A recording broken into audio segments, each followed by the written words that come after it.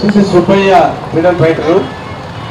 ఆయన ఫ్రెంచ్ కంపెనీతో మాట్లాడి రోజుకు 8 గంటల పని విధాన్ని అమలు చేయించింది మొత్తం అంతా పాటించేది.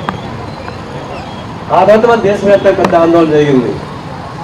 అనేక త్యాగాలు చేసిన తర్వాత 10 గంటల 8 గంటలు చేర్చుకున్నాం. హక్కులు, సరాలు, తీసుకుంటే యాక్ట్ ఇవన్నీ చాలా ఉన్నాయి. ఇవన్నీ వదిలిపెట్టి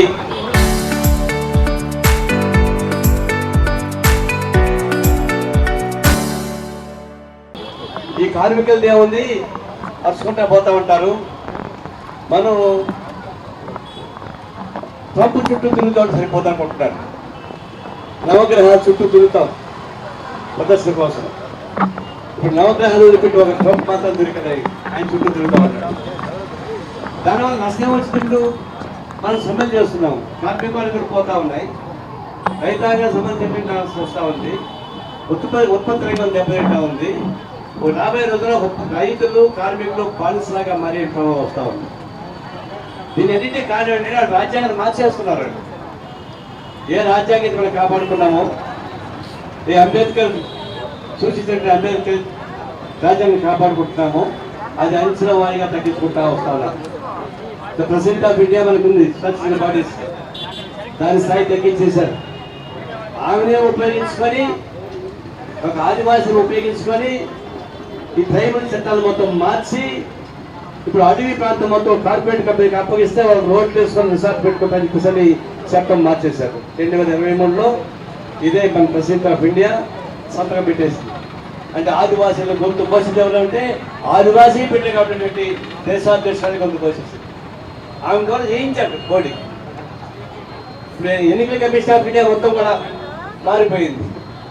మోడీ కూర్చోండి కార్యక్రమం జ్యుడిషియరీ మార్చేస్తున్నాడు. జ్యుడిషియరీ అదరగొట్టి ఆయనకు అనుకూలంగా చట్టాలు తీసుకుంటూ మొదలుపెడతా ఉన్నాడు. సిబిఐలో అట్ట మార్చేస్తూ ఉన్నాడు, నీతి ఆయోగ్ మార్చేస్తూ ఉన్నాడు.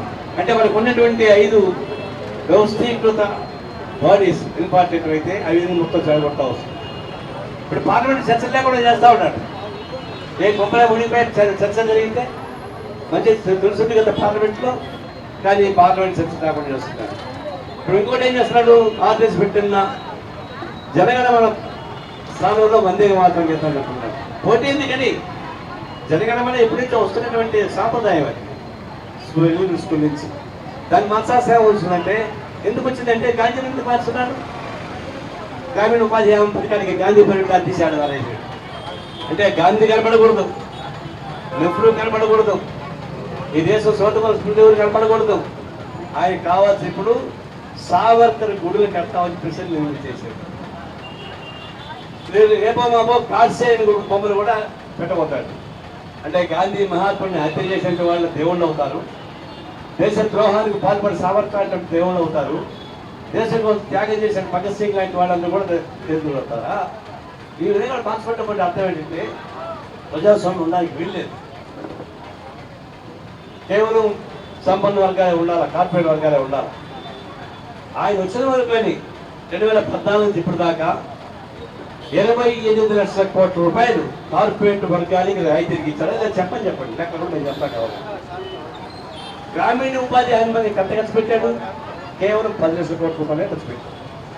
అంటే దానిలో 90 కోట్ల మంది ప్రజానికి ఖర్చు పెట్టింది 10 లక్షల కోట్లు అయితే 4 కుటుంబాల కోసం 25 లక్షల కోట్ల రూపాయలు ఖర్చు పెట్టాడు. అవునా కదా? చెప్పండి.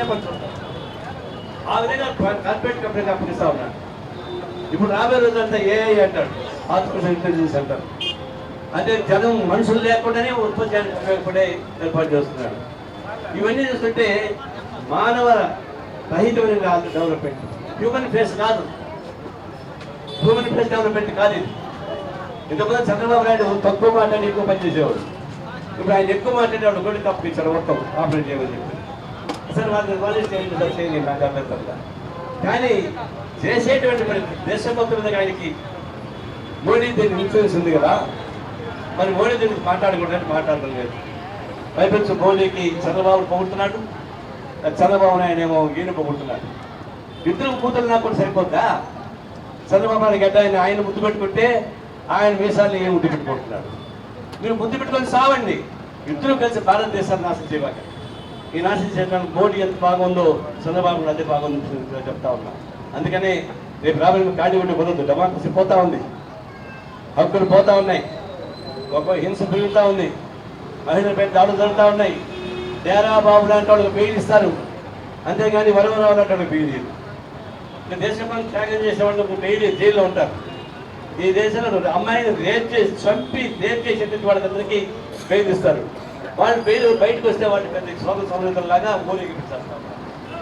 ఇదంటే ఇందాక చెప్పాడు, ముందు చెప్పాడే రకాల అరాచకవాదులను కూడా చెప్తాము, సపోర్ట్ చేస్తున్నారు. అందుకని ఒకవైపు ఉత్పత్తి సరే సాంప్రదాయం పోతా ఉంది, మన బతుకు పోతా ఉంది. వీటికన్నీ పోరాటం సాగించకపోతే రేపు రాబోయే రోజుల్లో మాట్లాడేటువంటి ఉండదు.